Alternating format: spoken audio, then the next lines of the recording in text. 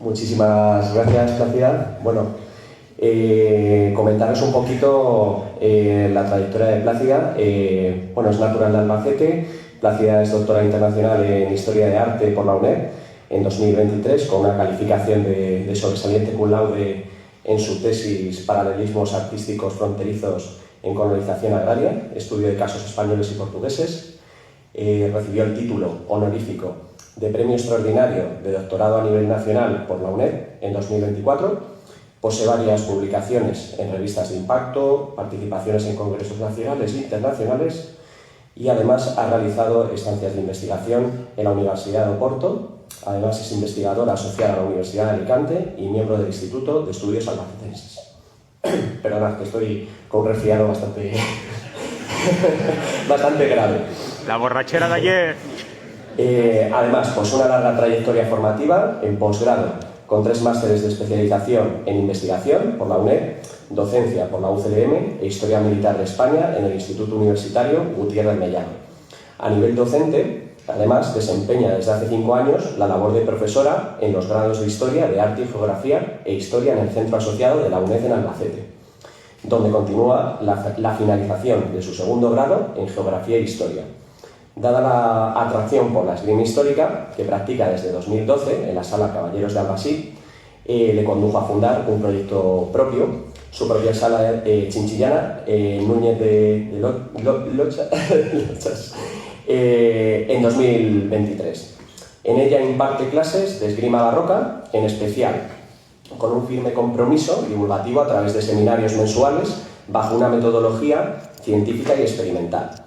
Como resultado del dualismo de su perfil, ha iniciado en este curso, su segunda tesis doctoral, enmarcada en la vertiente de la historia social por la Universidad de Castilla-La Mancha. Su enfoque son los oficios de armas para la corte española de los siglos XVIII y XIX, bajo las dinastías de los Habsburgo y los Borbones. Bueno, poco más que decir. Os dejo con Plácida y espero que disfrutéis de esta maravillosa charla. Muchas gracias.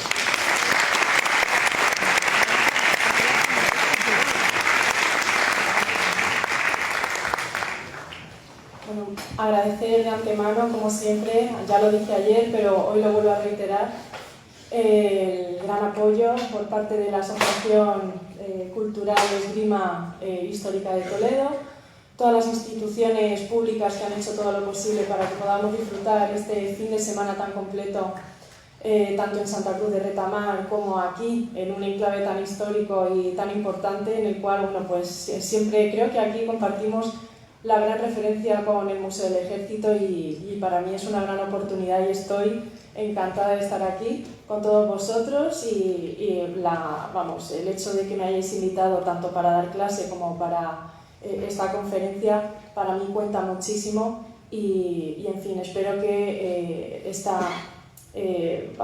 este intercambio con vosotros, compartiendo sobre todo mi faceta más académica, pues os nutra, os ayude, en fin, a todos, ¿no? Que es para mí un placer, como siempre.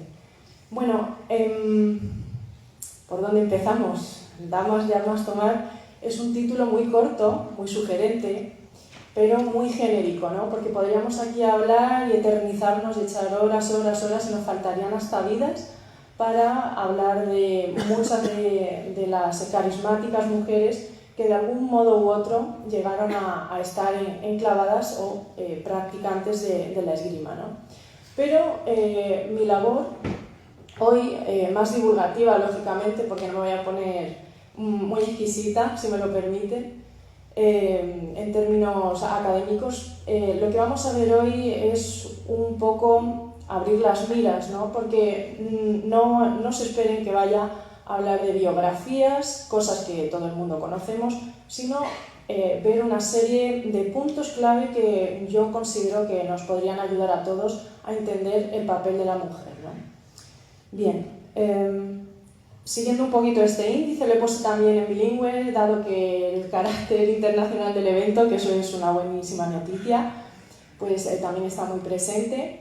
En fin, me voy a ceñir a estos 4 bloques, más o menos, va a ser una cosita pues ligera, tampoco espero mucha teoría. Yo como historiadora del arte me voy a ceñir a utilizar fuentes visuales especialmente. Yo trabajo con imágenes, genero discursos sobre imágenes y espero que bueno, pues, os guste, ya no solamente por lo bonito lo que es el arte, sino también lo que puede transmitir y que a ojos de un neófito, de un principiante, de alguien que no está entrenado, porque para leer una imagen hay que leer mucho, pero no leer mucho y ver mucho, son las dos cosas. Entonces voy a echaros ahí una mano para entender de qué manera bueno, pues las féminas en la historia o las mujeres en la historia pues, tienen un papel de desempeño muy importante. Bien, la mujer como objeto de estudio, aquí en España hay una historiografía muy reciente que todavía está por completar, hay una metodología que es discutible que sea cerrada, aquí no hay nada cerrado, un académico nunca dirá que esto es una verdad absoluta, en absoluta, me reitero, porque realmente son interpretaciones y esto es susceptible de que el día de mañana venga otro historiador y refrute y tal, pues lógicamente vaya a discutir sobre esas teorías, con lo cual lo que tenemos por sabido hasta ahora es que los estudios de la mujer aquí en España empezaron en 1970 y hay dos grandes referentes que no solamente es el objeto director del estudio simplemente de la mujer, sino que hay que estudiar mucho más campo, ¿vale?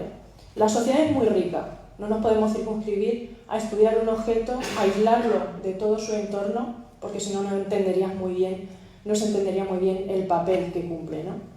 Bien, con esto me refiero a que hay dos grandes referentes, entre ellas María Ángeles Durán, una conocida, de verdad es la fundadora real del Instituto de Estudios de la Mujer aquí en España, en el CSIC, con la que tuve además el placer de coincidir en un congreso en Badajoz.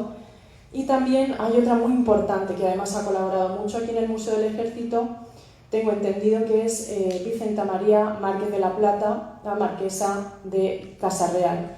Un título, bueno, que esta mujer la verdad es que ha hecho un trabajo ímprobo para conocer bien el estado de la mujer tanto en la edad moderna como en la contemporánea.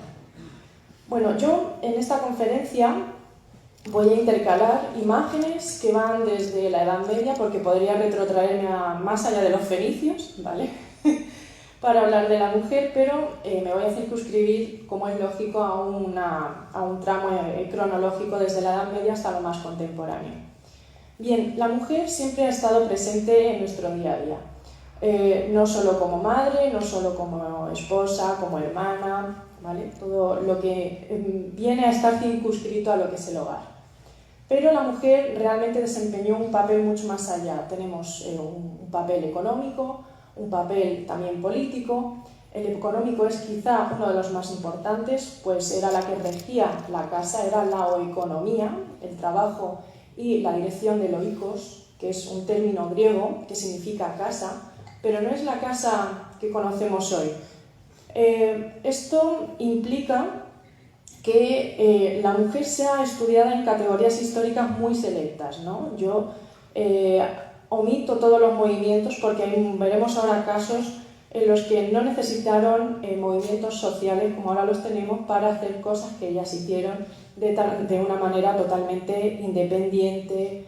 Son signos de emancipación, lógicamente, pero esto va por otros derroteros. Bien, la mujer está presente en la mitología y lo tenemos desde, incluso, bueno, me podría ir a la prehistoria igualmente, desde siempre. Las mujeres, las artes, las musas, las hijas de Nemosín y de Apolo, que son realmente las inspiradoras de las ciencias, ¿vale? Hay muchísimos miniados en los que podemos encontrar una mujer instruyendo a un cónclave, en este caso tipo frailes, ¿no? Podríamos ver incluso una escena de universidad, que realmente son figuras alegóricas. La figura de la geometría, la matemática, la aritmética, la música. Esto es lo que básicamente se enseñaba en la Edad Media, el inicio de la universidad, con Marciano Capella, que era uno de los principales, luego estaría San Isidro de León, que fue muy importante también aquí, y que lógicamente pues aparece.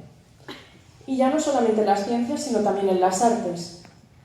Atenea, la diosa no solamente de la guerra, que es casi podría ser nuestra diosa protectora, por así decirlo, nuestra divinidad protectora, sino la que inspira mucho más allá, ¿no? Aquí tenemos intelecto, y no solamente lo material, pero sobre todo un peso muy, muy importante en el intelecto. Y es que la mujer ha sido portadora y transmisora de muchas cosas. Veremos ahora de qué manera. Pues especialmente en la economía, como he dicho en principio, pero también es verdad que este objeto y lo que últimamente se está trabajando es en que diferentes disciplinas ayuden a confrontar ideas, a sumar y reconstruir sobre todo unas teorías que nos dan pues, más datos, digamos, pues, de los grupos donde ellas se relacionan. Con lo cual, esto no es un feminismo radical, sino que estamos viendo en qué entorno, que es lo que realmente nos va a dar a entender cómo se relacionaban, pues por ejemplo, en un gremio, cómo se relacionaban en labores de mecenazgo, dentro de palacio, es decir, y además en diferentes niveles, que es lo que realmente de donde extraeremos explicaciones de diferencia, pues especialmente estatus social, estatus económico, político y especialmente el cultural. Entonces, cuando nos hablan, por ejemplo, del feminismo en la Edad Media, en la Edad Moderna, no señores, aquí tenemos categorías históricas vistas en su momento y no desde perspectiva actual. Y tenemos aquí ejemplos muy carismáticos a lo largo de la historia del arte, podemos verlo, en las que siempre aparece, bueno, pues este es carismático, la mujer del cambista con su marido haciendo, bueno, pues una serie de cuentas, ¿no? Bueno, esto es para abrir boca, porque no solamente la vemos en ese entorno más laboral, más de hogar, sino que lo vemos también desempeñando otros papeles, especialmente en la milicia, como las nodrizas, las matronas.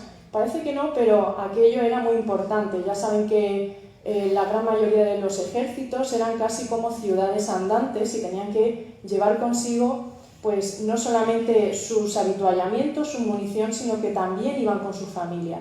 Y en la mayoría de los casos, bueno, pues en este ejemplo de Lorenzo Tiepolo aparecen pues representados también, lógicamente. Bien, pero nos vamos acercando a lo que es el mundo de las espadas, ¿no? El mundo de las armas, que son armas en dos sentidos. Tenemos el arma tangible, que todos esperamos, la espada, la lanza, tal, no, está muy bien. Pero armas también hay que verlo en la palabra. Y aquí tenemos un ejemplo clave. Todas estas mujeres que representaron una serie de rasgos de emancipación son conocidas por el concepto de mujer viril. ¿Vale? Otros dicen transgresora, poco convencional, que también es válido, lógicamente, pero normalmente se les conocen como mujeres viriles. Y ejemplos clave de ese mundo de la mujer en el mundo de las armas, especialmente interesante Lucrecia Borgia, que por motivos ajenos, pues, sobre todo la protección de esos territorios del pontificado con el Papa Alejandro VI, aparecía pues, Lucrecia como sustituta de su padre. Y este es uno de los, bueno, es un cuadro de principios del XX, pero que recrea un poco ese momento, ocupando, digamos, la cátedra del propio Papa. Junto con ella, porque son ejemplos, como vemos, del Renacimiento, pero tenemos otros anteriores que son muy importantes, del siglo XI.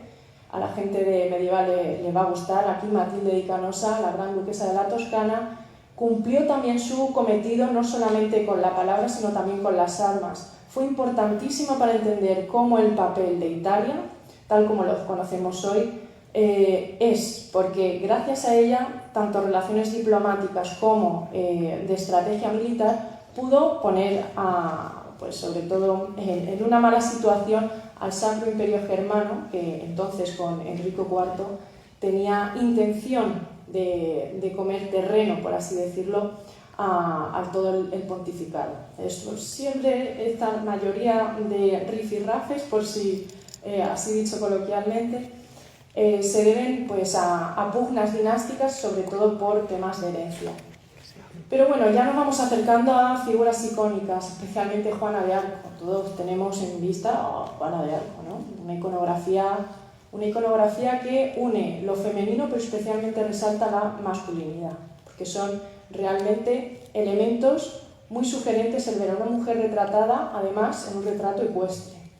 ¿Qué más podemos decir? Va armada, pero también porta una armadura.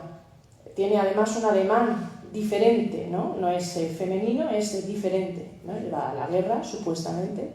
Pero es que resulta que aquí se confronta sobre todo el mito y la realidad. ¿Quién es Juana de Arco realmente?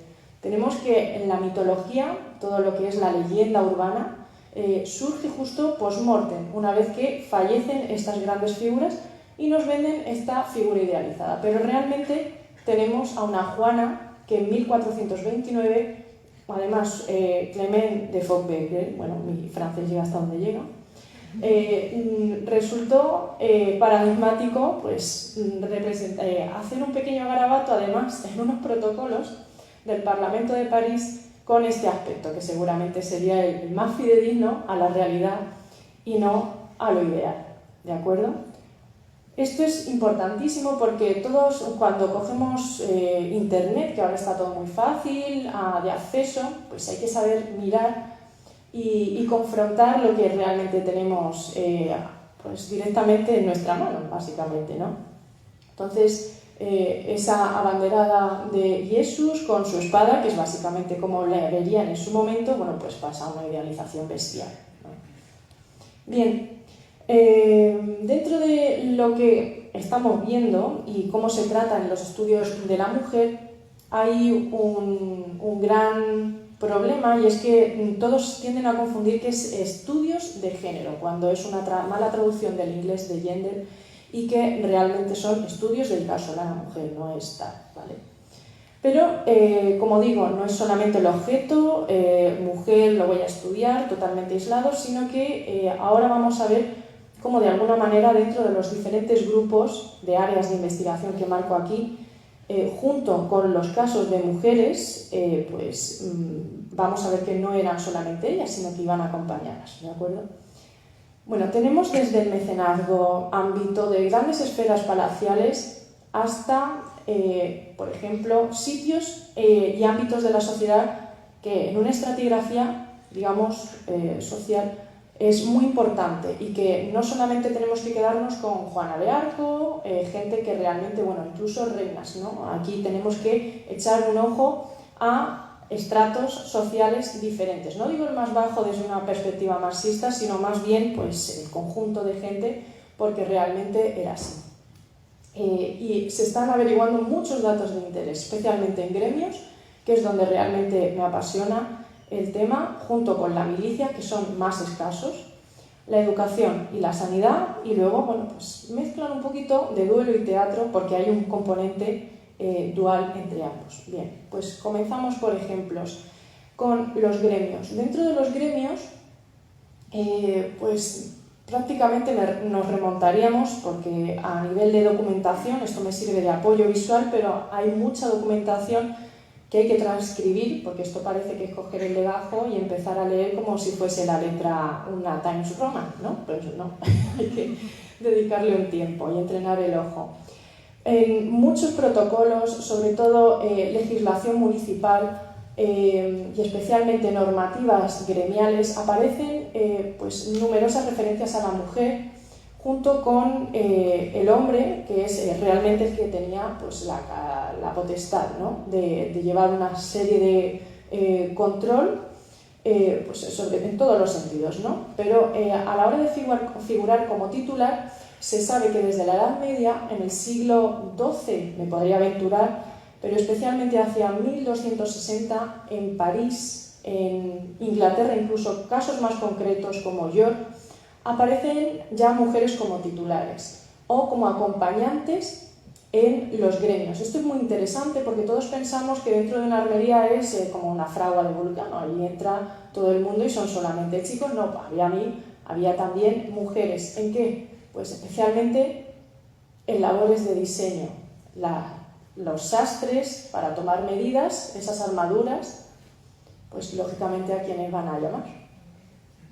A las sastres, a las costureras de entonces, incluso tejedoras, que de hecho está registrado en París a partir, pues entre el siglo XIV y XV, hay muchísimas tejedurías en París que ya son titulares mujeres y además aparecen. En Suiza, en Alemania empezaron a tener una serie de grandes problemas, especialmente porque ya había una serie de vetos, no se sabe a ciencia cierta, todavía hay mucho por investigar, como digo. Esto me ciño a la documentación que hay y os lo explico, ¿no? Pero hay diferentes ciudades tipo Innsbruck, Habsburgo, entre otras, que ya empiezan a tener, bueno, pues una serie de limitaciones, pero sin embargo se demuestra en grandes colecciones, porque muchos de esos pedidos a grandes armerías alemanas, bueno, pues irían destinados a grandes colecciones que ahora vemos en unos fantásticos museos muy bien expuestas. Pues en la documentación de pedido aparecen también nombres de mujeres, que eran las que hacían labores no solamente de diseño, sino también de doradoras, de plateras, ¿vale? Porque aquí hay muchísimo, de hecho, imágenes como estas pues nos sirven mucho para identificar quién era el que hacía la chapa, el que hacía, bueno, el trabajo del batido de esas chapas para darle forma, el que hacía las anillas para esa cota de maíz, incluso el encargado de hacer el engarce, ¿no? El cotamallero, que era también conocido, en presencia, en este caso, bueno, pues de la divinidad protectora o de la representación de lo que es la alegoría de la guerra, ¿no? Bien. Aquí en España, porque esto está muy bien visto a nivel europeo, ¿vale? Pero a mí me gusta también resaltar un poco lo que hay aquí en España, y en tiempos de Felipe IV y María Ana de Austria, hacia 1621-1665, aparecen una serie de casos paradigmáticos. Este lo resalto especialmente porque es el que he estudiado y el que presenté en mi trabajo final de máster, el curso pasado, y que es uno más entre otros grandes ejemplos que hay, especialmente en la zona de Aragón, de Cataluña, que tienen también mucha información al respecto. Bien, Ana de Chaves. Ana de Chaves, que no estoy hablando de Juana de Arco ni Doña Urraca, ¿vale? Estoy hablando de alguien normalito como nosotros, ¿vale? Ana de Chaves pues es una figura que empieza a resaltar dentro de la propia cámara y caballeriza de su majestad, del rey, y es precisamente hija del dorador de la Casa Real, que su padre se llama Francisco, y por cuestiones de ennoblecimiento, porque realmente aquí lo que hay que ver es cómo accedían, pues por una serie de trabajos, concursaban, venían de sus gremios, hacían sus mismos exámenes igual que nosotros, porque esto de grados de alumnos avanzados hasta lo que es la parte más docente, todo esto tiene un cariz muy gremial, ¿de acuerdo? Pues pasaron esas fases y en lo que es el acceso a palacio llevó a cabo a que, bueno, pues Francisco de Chaves ya se veía impedido, y en documentación testamentaria deja a cargo de su asiento, que es decir, de la plaza que había ganado dentro del palacio, a su hija, que era aprendiz desde muy pequeña y a partir de los 17 años ocupa ese asiento. Bien, pero bajo unas condiciones. Todas estas personas que empiezan, y además eran doradores valencianos, venían de Valencia, se asentaron en Madrid, se ennoblecieron, porque dentro de estos gremios, bueno, no es lo mismo estar en un barrio, perdónenme, que estar en un palacio.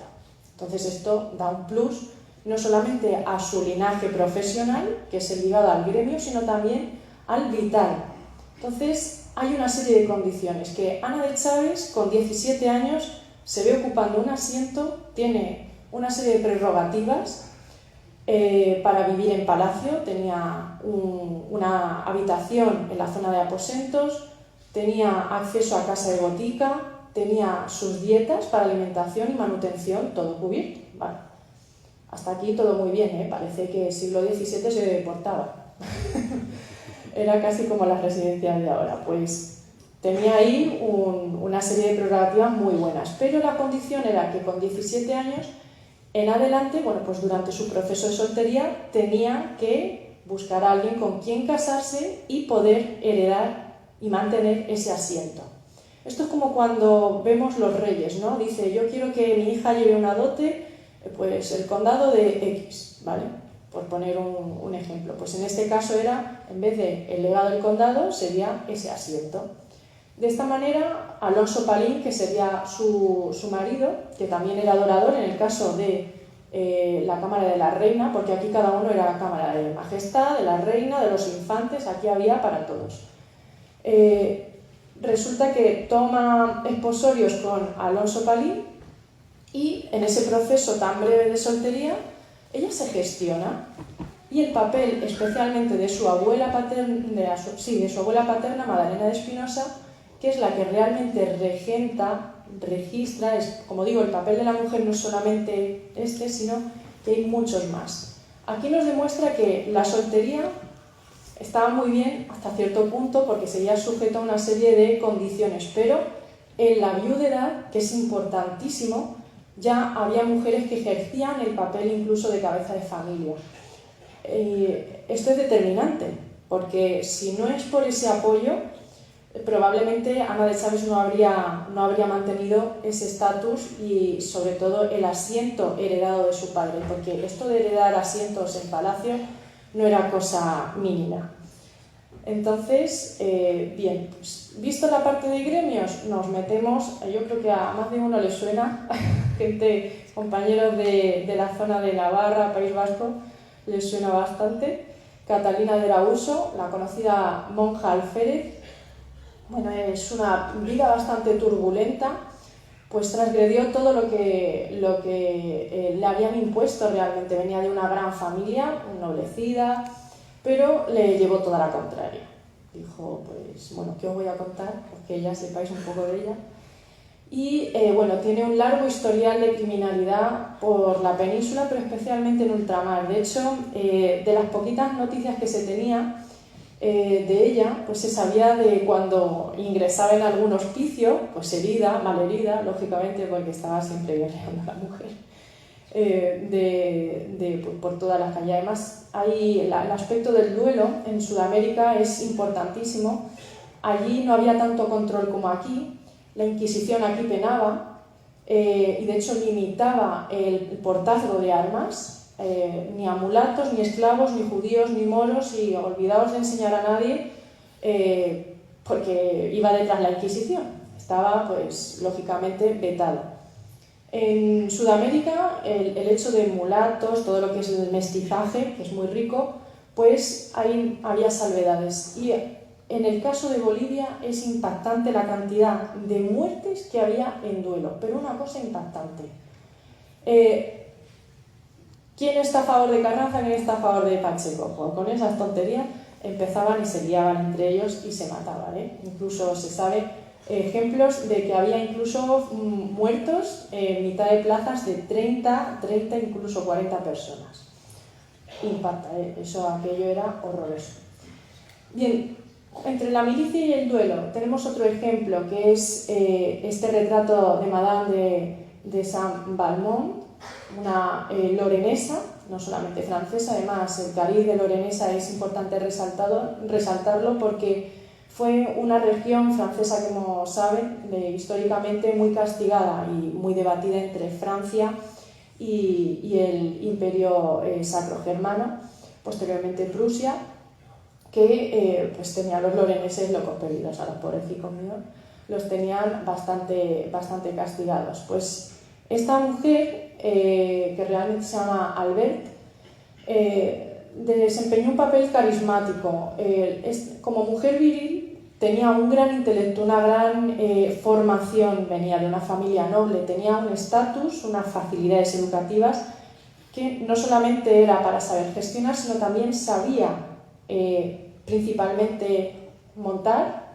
Era amazona, era también pues espadachina, y realizó pues una gran labor de expulsión de los alemanes. De hecho, se conocen muy poquitos datos de ella en lo que es el aspecto esgrimístico, pero es interesante ver el papel que cumplió junto con esas habilidades del duelo. Avanzamos un poquito más y vemos que aquí en España, se recrean, es de los pocos casos que José de Rivera, que me pilla más cerquita, el españoleto, dejó referencia de un duelo que muchas veces se interpreta como el duelo alegórico entre el vicio y la virtud. Quien gana es lógicamente la virtud. tiene un aspecto moralizante, pero por otro lado hay teorías que dicen que era más bien por motivos de amorío, por un tal Fabio de Ceresola, que es el que aparece por aquí, no sé, está por aquí en uno de estos, ¿vale?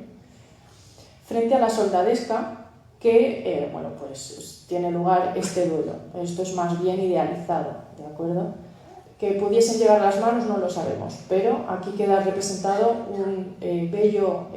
una bella composición entre espada y rodela y el golpe a primera sangre que vemos en la figura de la izquierda, que enfrentaba tanto a Isabella de Carazzi y Diambra de Petinella. Anda, contestar.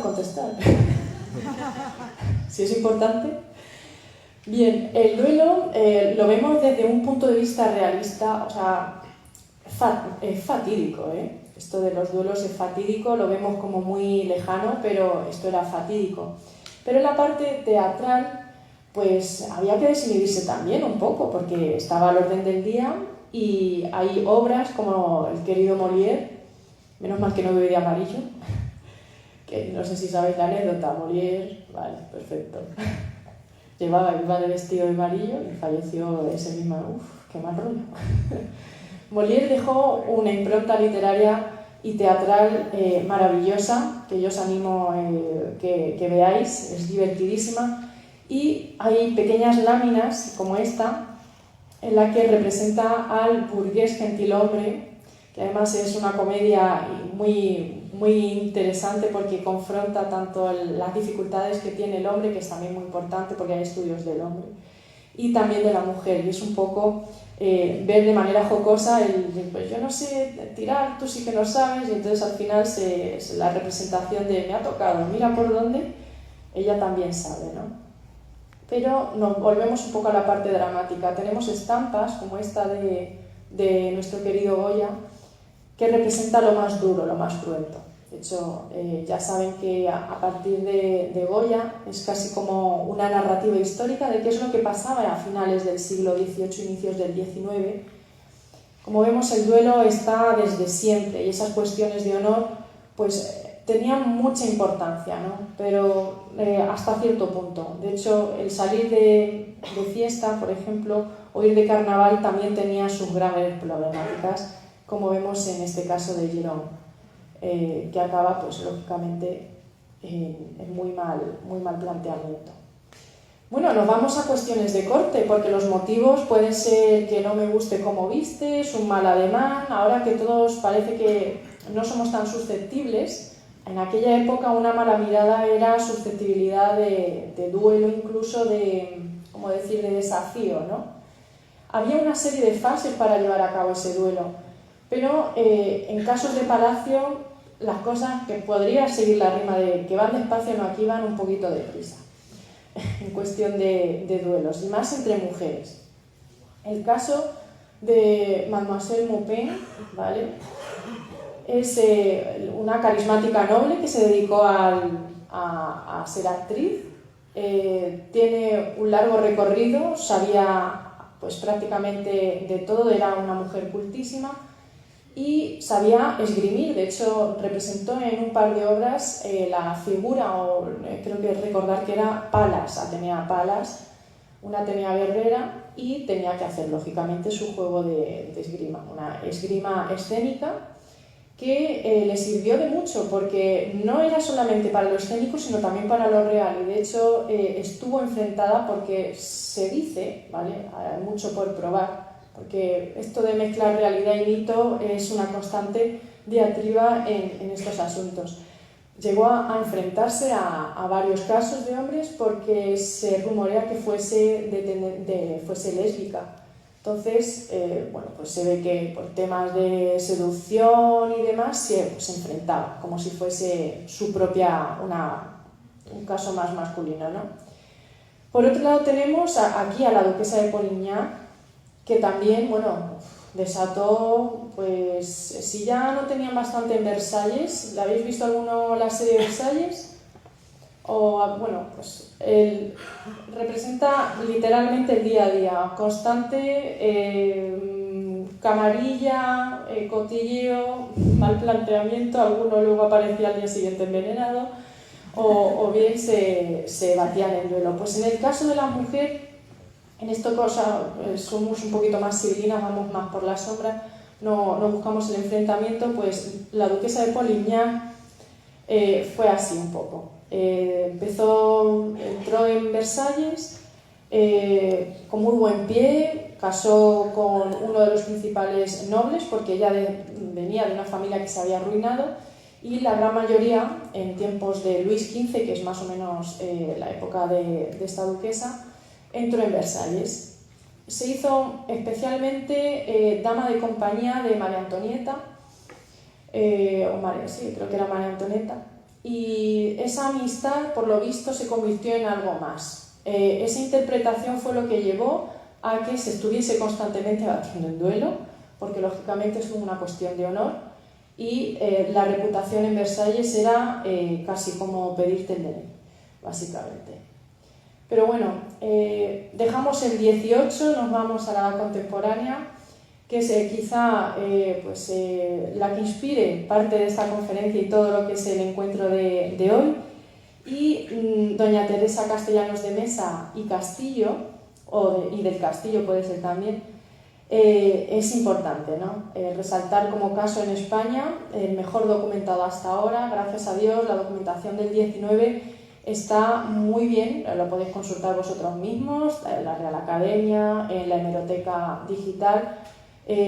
Yo trabajo con documentación, no me importa, de hecho a mí lo que me importa es ver los contenidos, no es lo material, hay que saber interpretarlo, y lo tenéis, lo podéis descargar vosotros. De hecho, os invito a que leáis unas 19 páginas, la biografía, muy interesante. Se dice que era una autobiografía que hizo ella, y que, pues ahí lo dejo por si queréis saber un poquito más acerca de su vida.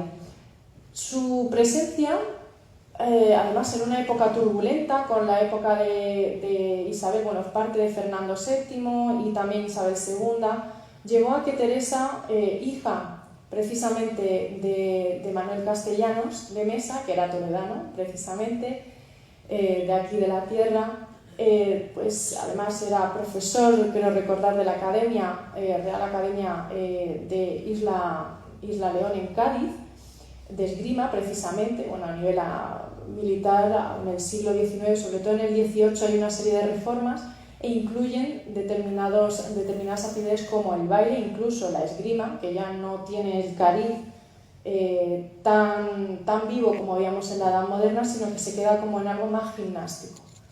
Pues aprende con su padre Manuel, con su hermano Cándido, y además eran muy importantes porque llegaron incluso a impartir clases o docencia en el seminario de los nobles de Madrid, que es una de las mejores instituciones a nivel educativo que hemos tenido desde Felipe II. Parece que fue de antes de ayer, pero no, lleva desde Felipe II y es una de las pioneras. Y bien, pues Teresa, ¿cómo entendemos su figura?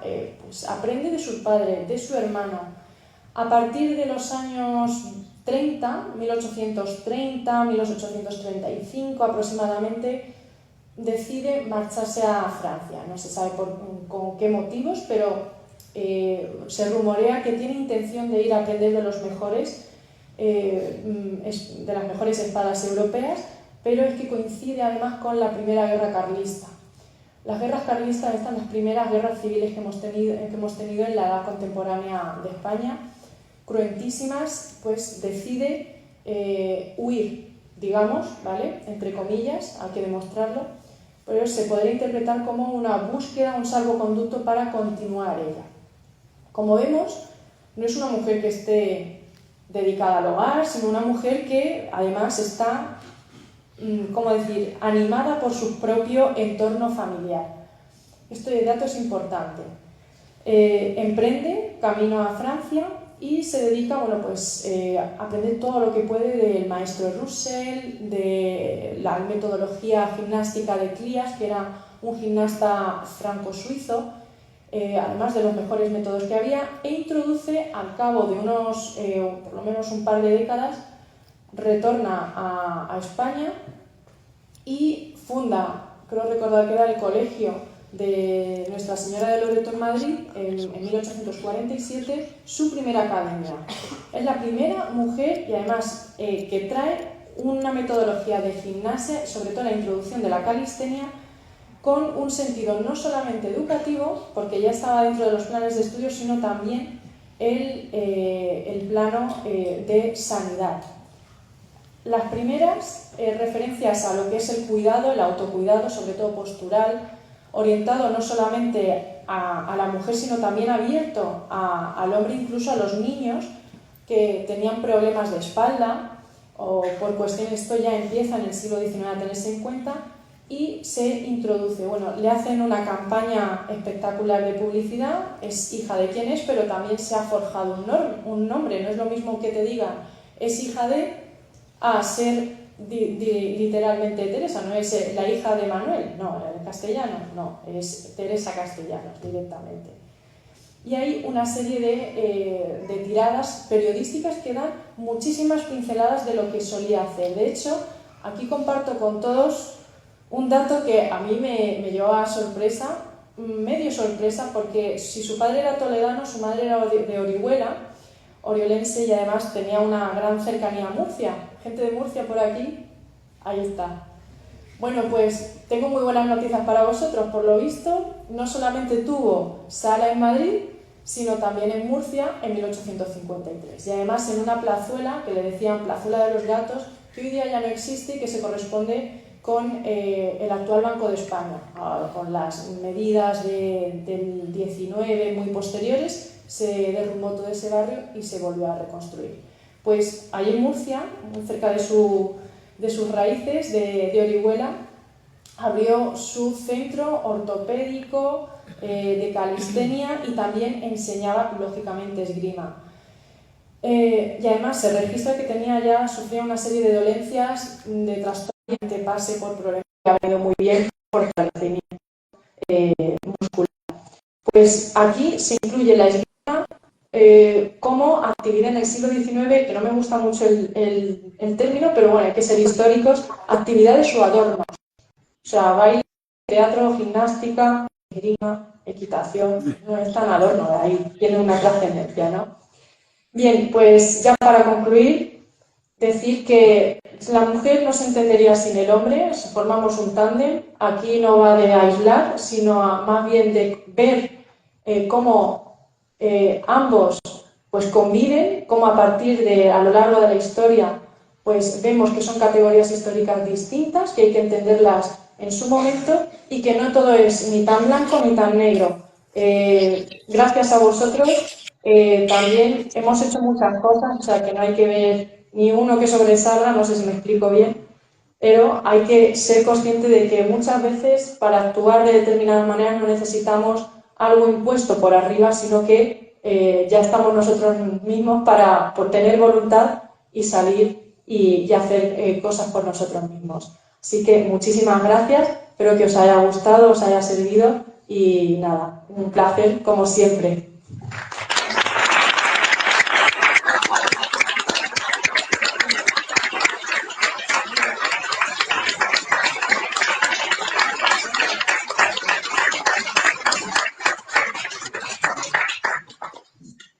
Bueno, pues muchísimas gracias, Plácida, de verdad, de corazón, por compartir esta presentación con todos nosotros.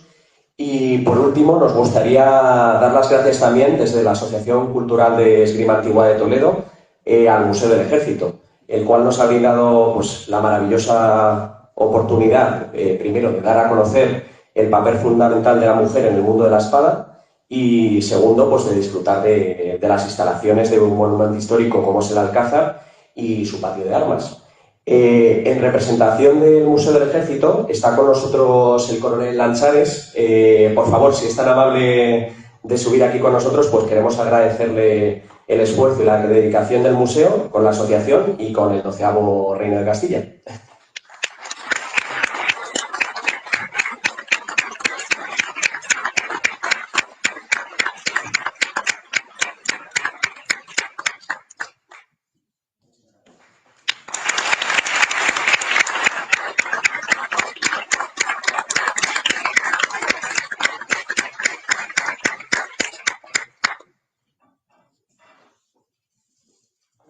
perdonar que les entretenga 3 minutos porque aquí han venido a escuchar a Plácida y a hacer unos asaltos. Algo me suena porque mi hijo estuvo aquí en la asociación de aquí de Toledo, o sea que algo me suena de todo este tema. En primer lugar, bienvenidos al Museo del Ejército, en nombre del general director. No sé si sabrán que hemos tenido el relevo la semana pasada. Tenemos un general nuevo, todavía tiene que andar arreglando cosas en su destino anterior y por eso no está aquí con ustedes. En segundo lugar, agradecer la Plácida, una muy interesante exposición que va unida a una de las líneas del museo. Yo te recomendaría que vieras la exposición Blancos, Pardos y Morenos que tenemos ahí, porque hay un par de referencias que te van a gustar y que a buen seguro podrán, si es posible, aumentar la sabiduría expuesta en esta conferencia. En tercer lugar, pedir disculpas porque por las cosas del directo, lamentablemente no hemos estado a la hora en punto preparados para recibirles, nada más lejos de nuestra intención que no prestar el mejor servicio a todos aquellos que nos visitan. Mis disculpas como jefe del área de administración y como representante del general director. Y por último, y no menos importante, cuando hace unos años empezaron a aparecer por aquí, les llamamos, que viniera a la Asociación de Clima Antigua, el general Arenas, entonces director del museo, le pareció una muy buena idea desde el primer momento, pero sencillamente porque vio que había un carácter científico detrás de lo que se iba a hacer aquí. Es decir, no es un sitio en el que permitamos que la gente venga a hacer cosas que sean ajenas a la historia de España, no a la historia militar de España, sino a la historia de España, que tengan una vinculación con la historia militar, pero la historia militar y la historia de España